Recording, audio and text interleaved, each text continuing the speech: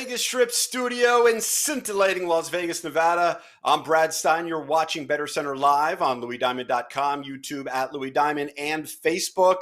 We are here 9 a.m. Pacific Standard Time on Monday through Friday. On the weekends, Louis Diamond does the show 7 a.m. an early start. We have four, count them four, baby, professional sports handicappers here to make us a little money, all the way from Arizona to the great state of Nevada, Las Vegas, right here. Let's introduce those four boys. We have Louis Diamond, we have Tony Gulledge, Chip Chirimbes, and Ross Benjamin.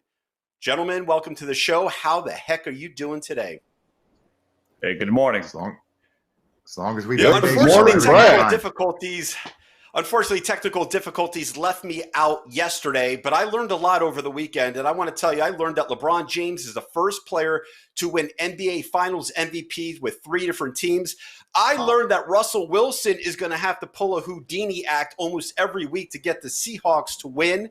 And I learned that the SEC can score some points, especially with that Florida game, the LSU and the Alabama. Those teams combined for over or just under 300 points. I also learned, Louis Diamond, that the Raiders can follow Bill Belichick and do a pretty good job to contain Patrick Mahomes. What the hell did you learn? Boy, you learned a lot this weekend. Boy, give a guy a day off and man, he can fill you up with a lot of stuff. So good for you. So what I learned was if you watched the show yesterday, and I know we didn't have you there yesterday, and it wasn't your fault, but we crushed it on this show yesterday. I mean, holy smokes. I hope that the viewers really took advantage of it. We had a great day here, and we gave you lots of winners. I mean, all of us gave you Atlanta. That was a nice. I mean, come on, guys. That was the opportunity. It was a nice little dog for you. So maybe we'll see what goes here for you today. And, well, I'm sorry. I think the other guys had a team called the New Orleans Saints last night, didn't they? So what I learned is I'm going to keep riding with my gut, with my quarterback feelings, because even though his second half was very rough yesterday because they had him a little figured out, he still looks pretty damn good for a rookie. And what I didn't get out yesterday was the fact that he came off the bench that day and played the Chiefs real strong, showed that he would have been ready for this event. It proved last night. So you guys can send me that chicken dinner anytime you're ready. Woo-hoo! Chip Chirimbes, what did you learn?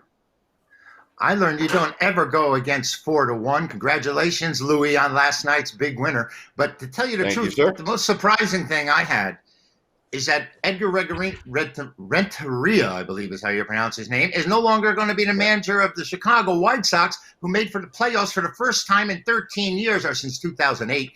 And he's been jettisoned. I don't know what's going on in sports where all of a sudden you have a successful manager after a decade gets a team in the playoffs and he's gone. So trying to find out the reasoning behind that. Probably there's more behind the scenes. That's pretty much surprised from what I learned yesterday. And that brings us to Ross Benjamin. I know you learned a lot. Please enlighten us. Yeah, just to correct Louis, you all had Atlanta. I had the under, so we swept the board with that game. So, you're right. I knew we swept the board. I knew we crushed that game. Yeah, no biggie. I mean, it's a positive thing. You know, I had, and I also, by the way, folks, if you viewed this show yesterday, you got my 10-star top play, my best bet yesterday, which was the Atlanta and Dodger game under the total of 8. What I learned yesterday, that Drew Brees is shot, in my opinion. Is he still an adequate quarterback? Yeah, but all due respect, he's had a tremendous career. He's got no arm strength anymore. There's no two ways about it. That team is going nowhere this year. Even when Michael Thomas comes back, it's not like he's a deep threat. They no longer could stretch the field the way they used to, A, because they don't have those types of receivers, and B, because Drew Brees doesn't have the arm strength. So that's what I learned yesterday, as well as the fact that after a 25-7 run in the NFL and college football heading into the weekend, including yesterday, I haven't been able to pick an apple off an apple tree in football this past weekend. And that's going to change this week. I guarantee you, Louis. Okay? Look at me in the eye, Louie. I mean that, okay? It's going to turn around this week. Back to you. All right. I believe you. Thank you. Tony Gulledge, did you learn that Ross Benjamin can fill in for Michael Buffer if he needs a backup with a handheld microphone? Let's get ready to rumble. Yeah, Michael Buffer, love that guy. What I learned yesterday, though, San Diego, Los Angeles Chargers, I keep wanting to call them San Diego. The Chargers, they come out with the efficiency and ferocity of a blitzkrieg, but in the second half, that turns more into the ineffectiveness of the Battle of the Bulge, where their tanks are sitting there with no gas.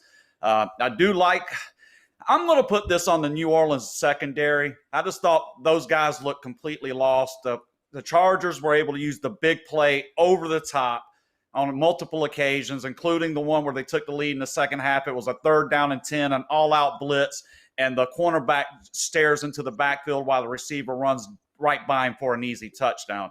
That's the kind of things if New Orleans is going to actually compete in their division, they're going to have to correct that. You just can't be having bombs dropped over the top when you blitz in like that. So, give credit to the Chargers for making the cover. I'm still a little skeptical about them. New Orleans obviously has deficiencies, that defensive secondary. And if you look at all their games, they've given up a lot of points. And a lot of it can be attributed to the fact that over the top, they're just not able to knock the ball anything effective defensively. They just haven't been able to get it done. So moving forward, definitely keep that in mind. I learned that Freed guy for Atlanta, the kid can actually pitch under pressure. 6 innings, the 1 pop shot home run.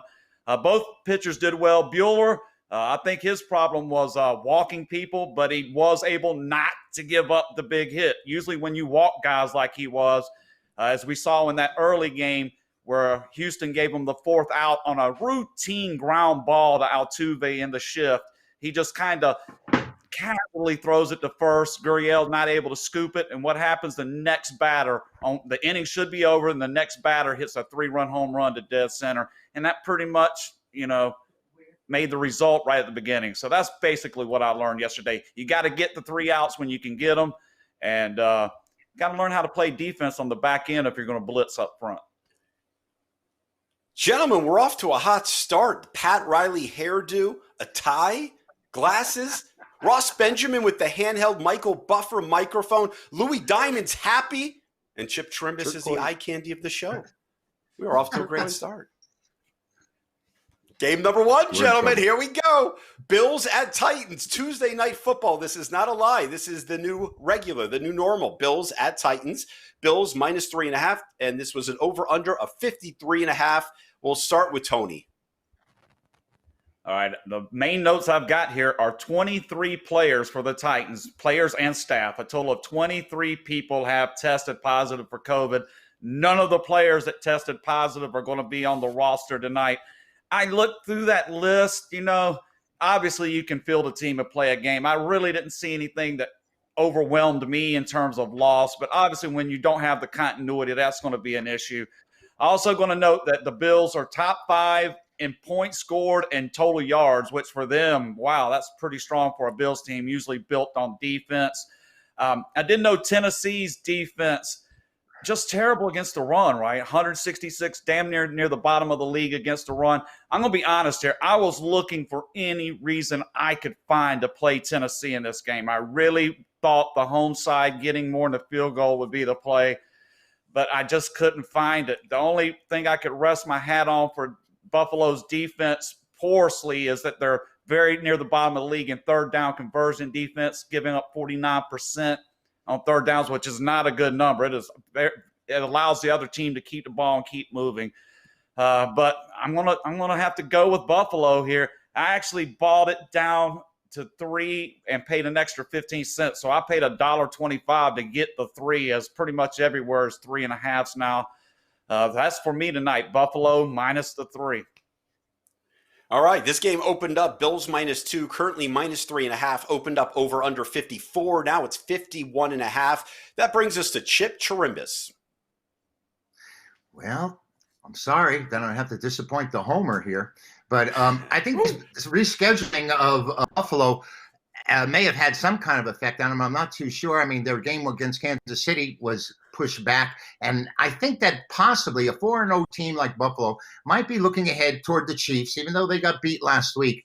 And Tennessee, though they're 3-0, is 0-3 against the number. They won by 1, 2, and 3 points, beating 3 of the dregs in the NFL. But I think this is a spot where Buffalo may get caught peaking. They're favored on the road. And, well, we'll just have to see how the virus affected the Titans. And I think Tennessee is the side here. I did post it tonight. Ross Benjamin.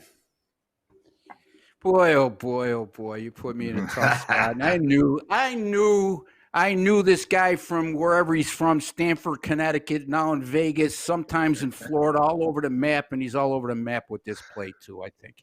Anyway, having said that, look, 10 guys are out for Tennessee tonight with COVID-19. 10 of their 53, normal 53-man roster. Number 2, you're missing Corey Davis, and you're missing Adam Humphries, your 2 starting wide receivers who have accounted for 30 catches and over 200 yards thus far in 3 games. Chip did make an astute point.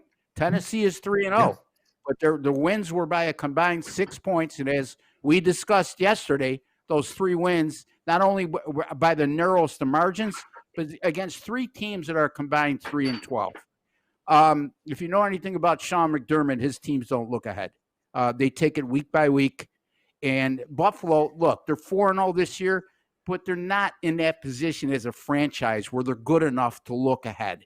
And Tennessee hasn't been able to practice on the field, mostly virtually over the last 2 weeks. Their facility just reopened on Saturday, and Buffalo's been practicing right along. And there's a reason why this is 3. It opened at 2, went to 3 because of all these COVID issues. It's not a money-generated move. So I'm going to have a lean right now at this present time. I'm going to have to sound like a homer, but to me, you'd have to make a stronger case than Chip did for Tennessee. I'm going to take Buffalo here minus the 3. Hey, you've been the homer for the whole season. It's worked out well for you with the Buffalo Bills. Wait. Okay. I talked to Chipper about this yesterday. I used Buffalo once this year. Okay. I used them 3 times last year, won all 3 times. Now you're putting me in a standalone game, and if I got to make a choice right now, my heart's cast aside. I want you to somebody to rebut what I just said. Not that, they're going to be looking ahead because they're playing Kansas City next week. Come on, man. It's the NFL. Woo! It's not that good. Look, that doesn't happen, Ross? Well, it does happen. It does. Okay, it happens with the teams have had long-term success. It doesn't happen with teams that are, they're 4-0 this year, but they're not a Super Bowl winning team over the last decade. They're not a team that's been to the playoffs 9 out of the 10 last years. That's my point. Again, we have to, respectfully disagree on this one. No problem. That's a good point, RBWins.com. Louis Bag of Diamonds. What do you have for us? I am going to side with Chip on this point before I get to my play. The fact that Kansas City coming up next week is absolutely something that has to be in your thought process because, they are the Super Bowl champs. You do have them coming in next week, and they did just get beat, so they're going to be pissed. That's got to be creeping in their head a little bit. You can't say it's not inside the head in the locker room. What's Kansas City losing have to do with Buffalo? I don't get that. Explain. Well, the fact that Kansas City lost this week will probably give double incentive for Kansas City to be on their A game. So I agree Kansas with City, that. I mean, how does that? They will be absolutely bringing the A game next week. So that's going to be on their mind. If you were in the locker room right now, sure, you're thinking about the Titans, but you saw what happened. You saw the Raiders beat the Chiefs. So you're sitting down saying, wow, if we can get the Chiefs next week, we're going to have a huge edge in this playoff run because Buffalo right now really sits second to the Chiefs. I don't see anybody above them the way they're playing right now. And you can call me a homer if you want to, but I'm certainly not a homer. In fact, last thing I want to do is back this team that has stabbed me in the heart many times. So I try to avoid this at all scenarios. But I sit down and say, yeah, you know what? Kansas City next week has got to be on their mind. Does that take me away from playing the game tonight? It takes me away from probably laying the 3.5, because like I've said before, I never, ever like laying 3.5 points in the NFL. It just smells ridiculous, especially on the road. But the road means nothing this year. It really means nothing. In fact, I think the road team now it covers more than the home team. So, there's an advantage to the road team right now. But all that being said, the Bills are playing the best ball. You're getting them at a short number here tonight, because if they can exploit this running game, look out. They're going to put a lot of points on the board, because they can run the ball and throw the ball today.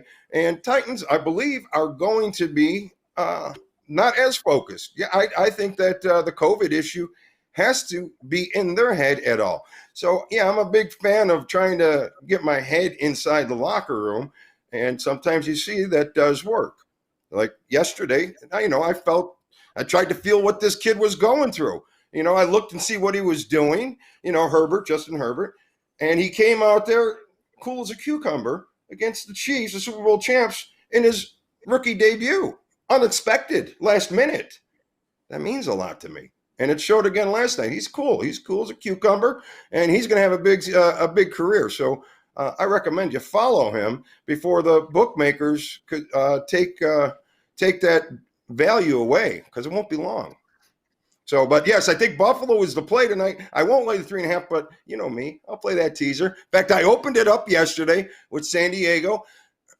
Again, I did a Tony with the Chargers and with the over last night, and I tied it into the Buffalo teaser. Hopefully, you took advantage of that, and if you did, hopefully, and I didn't say this yesterday, but you had to go to a 6.5 point teaser because you want to grab at least the 3.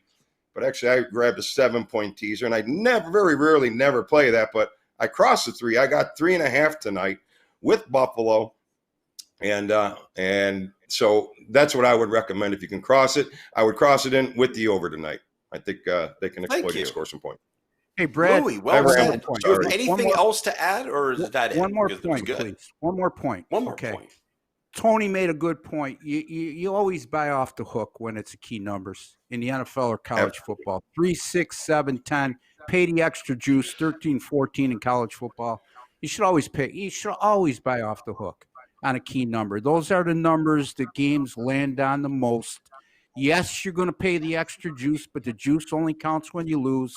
You can live with a push. You can't live with losing by a half a point when a game falls on a key number. And all you need to do is hit one out of every – you need to just push one time by doing that for every 10 losers that you do it, and you're going to be on top for doing so. So I just wanted to make that point. I'd like to add to that, if I can. Go ahead. All right. That are some extremely valid points. You got to know what the key numbers are when you're buying the points. And obviously, when you want to keep that juice down as low as possible. But when you're on the 3.5 and you got to buy down to the 3 and you got to lay $1.30, which they installed about 10 years ago or so, they really took that value out of it. And that's kind of what makes me a little bit more of a teaser player. So when I feel like I got to spend that kind of money on the juice, the high money on the juice, I'm going to go look at teaser options because I believe that there's going to be some value in there. So just my thoughts on that as well. Thank you, Louis Bag of Diamonds and Ross Benjamin. You are watching BettorCenter live on LouisDiamond.com, at YouTube, at Louis Diamond, also on Facebook. Guys, we're going to move to game number 2. Also game number 2, Tampa Bay has a 1-0 lead on Houston. This opened up minus 105. It is currently at minus 111 with an over-under stuck at 8.5. We're going to start with the Chipster. What are your thoughts? My thoughts are, isn't Tampa Bay up 2-0 here? Yes, they are. In the series? I'm sorry, 2-0. Right. I'm sorry, 2. You had a day off, Chip. Well, he said 1-0, and I said, did I miss something? Right. And maybe I have because I missed a lot. I had a day off, but, at 2-0, I've had Tampa both times, and I'm doing a reverse here. I'm going to take the other side because it's Yarborough for the Rays.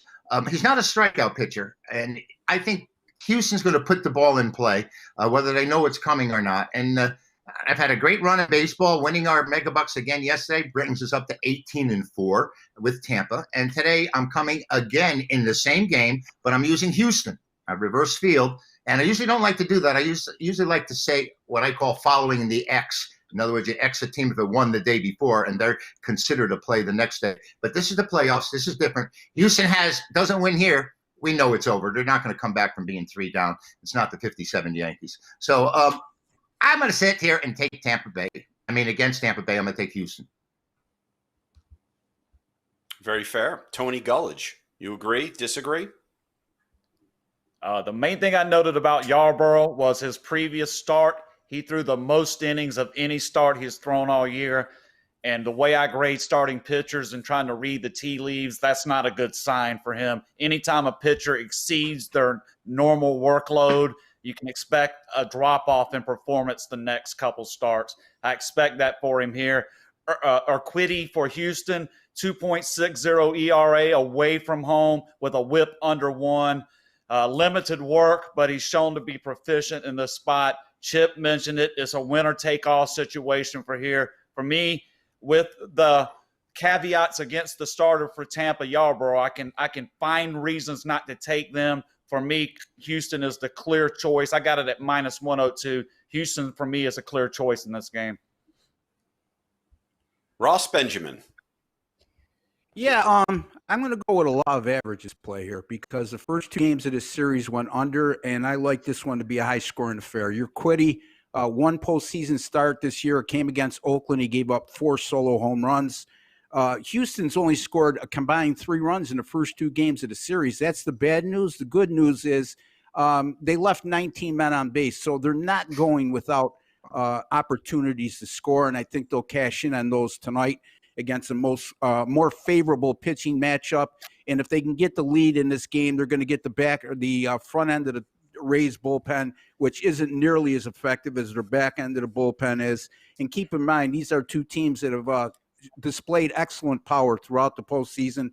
The Rays have hit 17 home runs in 9 postseason games, while Houston has cracked 15 in 8 postseason games. I'm going to go over the total of 8.5 in this one. Brad, back to you. All right. We go to Louis, Bag of Diamonds. Any teasers?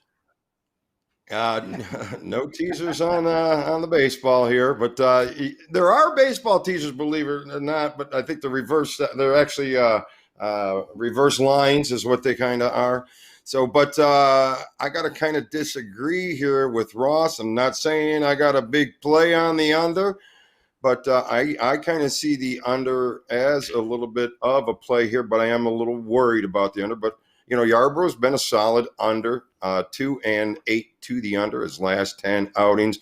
Urquidy, 2-4, but that's not, that's a pretty small sample size. Yarborough did face them one time and went screaming over 8 to versus the Astros. 14 runs scored in that game, so that does worry me. But Urquidy has been 4 out of 5 unders as well in his last 10 starts. So I see a little bit of an edge to the under. The games have gone under, and in baseball, when a total seems to be going one way, I never expect it to go the other way because it's not always pitching. It's a lot of times it's team. So I think I'm going to roll with the under here for a little bit here. All right, gentlemen, that brings us to our game number 3. And Chip, this is game number 2, right? Yeah. The Dodgers and Braves, game number 2. I got it right this time? You did.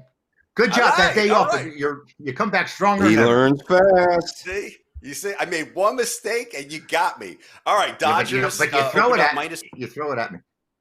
Yeah. Oh, don't worry. Ross gets you every time you pronounce someone's name wrong, which happens quite frequently on the show. Every time.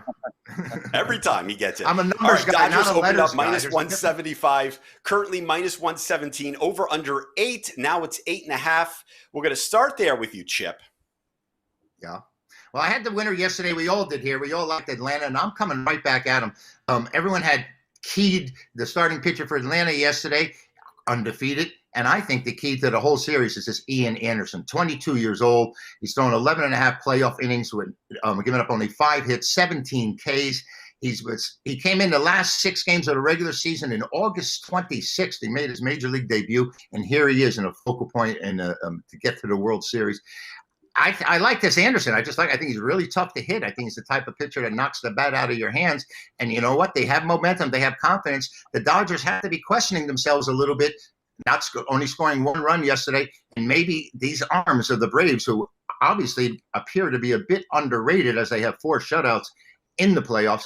I'm going to take once again. I'm going to take the dog and look for them to put a lot of pressure on the Dodgers next time out.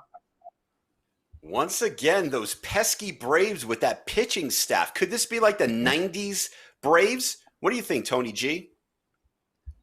Well, this had me watching that game last night. I reminisced about the 1991 Braves with all the pitching and no hitting. Almost 29 years ago to the day, I'm still waiting for Lonnie Smith to come running around third in Game 7 after he was deked by the outfielder. So where are you, Lonnie Smith? Why didn't you score? That was insane. But I did get a feeling of that watching that game last night. I'm going to just tell you right now, while we've been doing this show, I've got an alert from my book letting me know that Kershaw has been scratched from the game tonight due to back spasms. Wow. So basically everything I've spent an hour this morning doing with this game is garbage now. I'm going to have to go back, reassess, reevaluate, and figure out who the hell I like in this game. So I really don't have a play based on Kershaw just getting scratched. Kershaw scratched. What do you think, Ross? Gonsolin starting. That's great information, Tony. By the way, folks, and Chipper, congratulations on that 18-4 run. If you're playing baseball right now, you know what? If you're betting on the Major League Baseball playoffs right now, you should follow that gentleman. That's Chip Chirimbes. Tremendous run. Thank you. And he's got a track history of winning at this time of year. Okay, so big games are for big game handicappers, and Chip certainly qualifies in that regard. That threw me for a loop, Brad. I mean, Ian Anderson, you guys have mentioned him on a couple of occasions, made the Jethro Tull reference. But you know what? All kidding aside, 7 starts this year with a 1.43 ERA and an 0.98 WHIP. 2 postseason starts. He has not allowed an earned run in any of those postseason starts. You guys mentioned the Atlanta pitching. They're 6-0 in the postseason so far. The one game they beat the Marlins 9-5. The other 5 wins, they've allowed a combined 1 run in those other 5 wins. So a bullpen with an 0.48 ERA in a postseason, 1 earned run allowed in over 23 innings pitched. And the Dodgers, I was going to mention that Kershaw has sort of simmered down that reputation he's had of, failing at postseason time because he looked awful good in the 2 starts this year. But that goes the rest. I'm just wondering, Chip, maybe they'll go with a guy like Tony Gonsolin tonight, who's been very good. What do you think? They are. I really don't care. They are. I really don't care who they're pitching. Is that who's starting? Okay. Yeah, Gonsolin is starting tonight. Okay, if Tony Gonsolin is their starter, then I like this game under the total, guys. I don't know if the total will change in that regard. I would think it would be somewhere around the same 8 or 8.5. I had the under yesterday on the show. I also gave it out as a 10-star top play, and as we alluded to, everybody else had the Atlanta game, so we were right on that. I'm going to go under here. If it's Gonsolin on the mound that's facing Ian Anderson, then I definitely like the under. All right, Louis Bag of Diamonds. It looks like Kershaw's teasing the LA Dodgers with all those injuries. That's all I can say. Ian Anderson tonight. Going to be rocking it out. But I was on the under with Kershaw, and I will roll with the under as well with Ross here, as with Gonsolin on the mound. I just think that this is a number one, you got a ballpark that is not friendly to the home runs. Now you got a new attractable dome in Texas, which is not a lot of the big hits. So I'm gonna with that idea, as well as the fact that it looks like even without the pitching matchup. I don't know if Gonsolin, I'm glad Ross has a little more information. He's a reliever, so they're 2-2 with him. When he's got two. He's a starter. He's a starter. starter. He's a starter, Louis. If you look at his numbers, I think you'll be quite impressed as a starter. So, but it's gone under his outings. Only one over in the last 10, one push. So definitely looking like a nice underplay for tonight with the Dodgers and the Braves. I would roll with that under. Thank you, Louis Bag of Diamonds. The most interesting play of the day is coming up, and we're going to start with Tony G, who's been kind of quiet lately. Yeah, just listening, absorbing all this wonderful information these other guys are providing us. So I'm just listening and soaking it in. For my most interesting play of the day, going to be the Houston Astros. Best bet in MLB.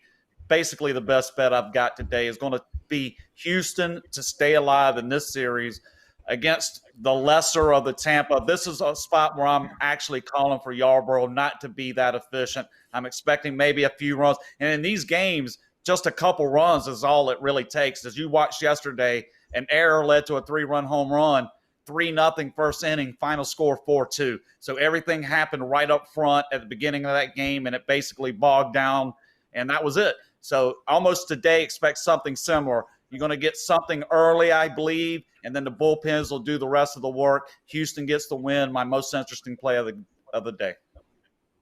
RBWins.com. Who is your most interesting play of the day?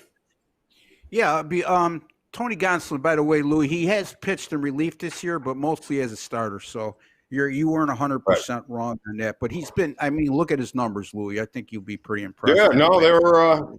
It screams under, no doubt. You were on that, no doubt. All right, so my most interesting play of the day, I'm going to wear the Homer hat, and I'm going to take the Buffalo Bills tonight, minus the 3.5. Buy them down to 3. Too many shortages for Tennessee, in my opinion. Not enough preparation time because of the COVID-19 crisis and their facility being shut down.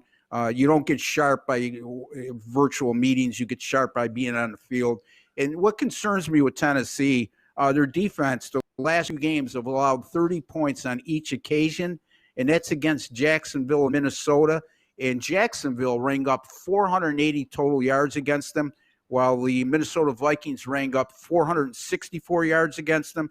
Also, Tennessee has not stopped the run whatsoever this year. They're allowing 168 yards per game on the ground, well over 5 yards per carry, actually closer to 6. And if Buffalo could run the ball with how they're passing this year, it's going to create an equal balance and keep the short-handed Tennessee defense on its heels. I'm gonna use my Buffalo Bills here, minus the 3. I'm gonna buy it down from 3.5 to 3. I think Tony said you had to pay $1.25 to do that. That's actually a cheap price, as Louis alluded to. You lose a lot of value. That on the minus 3.5, they had it lower juice, if you know. So they went to 3.5, dropped the juice, so you get a little cheaper. Ordinarily, what Louis said, it would be like minus 130, even sometimes even 135, depending on what the juice is on the regular line. And at that stage, you got to go to teaser or money line, I think, and find a way to find a parlay with it. Yeah, well, I mean that's a matter of opinion, and that's your prerogative. I'm going to buy the 3.5 down to 3 here on a key number, and I'll take the Buffalo Bills. All right. Chip Chirimbes. I'm looking to have some fun here, Brad. You know what Lonnie Smith's nickname was before he started slipping and sliding, running around second base in the playoffs? His nickname was Skates. His nickname was Skates because he never had sure footing, and that was just everyone on the team was obviously aware that was going to happen. But I've got a most interesting play of the day that the homer's not going to be too upset. You guys understand when you play teasers, you have to play more than one team, right? So you have to win twice to win one bet. But here, I don't mind buying points, and I'm going to buy it up to 4 from 3.5 because I'm taking the dog here. Those Buffalo Bills, they've had a great start. They only have to win by 1, 2, or 3 to make me a winner. My most interesting play is going to be how Tennessee responds. I'm going to have Tennessee because it just seems like all the factors, all the trends, the entire attitude is against them. They are at home. That's a big advantage with all those cardboard cutouts there. I'm going to take Tennessee. Wait, say that again. You're buying it up. I can't repeat anything. Yeah. You threw me off with that teaser thing. All right, well, we'll see. Well, anything that opposes Buffalo, you're going to have a problem with. No, anything that opposes me at this particular moment. I think you get the biggest kick out of it. Anyway, no, I we'll respectfully disagree. We'll see what happens, Chip. No problem. We'll argue about it later. Louis, can you piggyback off of that great energy supplied by Chip Chirimbes? There is no piggybacking that, but since I'm here, why not? We'll try. All right. I have to, I wouldn't be opposed to a teaser with the Titans as a closeout to, the 3-team teaser that I had yesterday. You had Buffalo +3. Now you can get the Titans. And if you can wait for the 4 and then get, the teaser and get it up to 10, I wouldn't really be opposed to something like that. That'd be a nice little middle. I'm not sure I'm going to do that, but I think what I'm going to give you for my most interesting play, I'll just play more on the safe side, play the team that I think is going to win the game here tonight. And I'm going to say you're going to play a teaser with Buffalo and the over.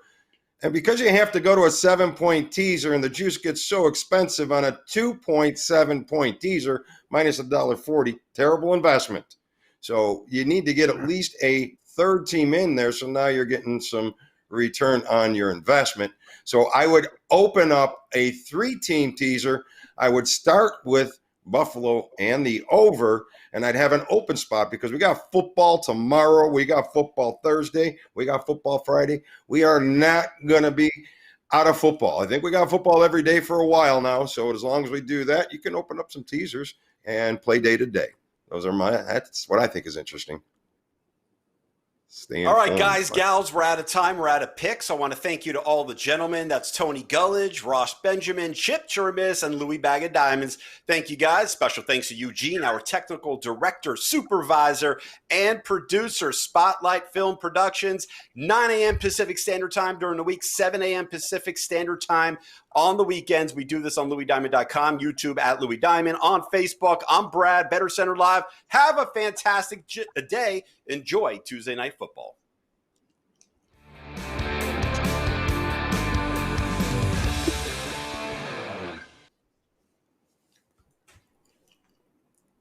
Hey! Skates. Skates. What up, Skates?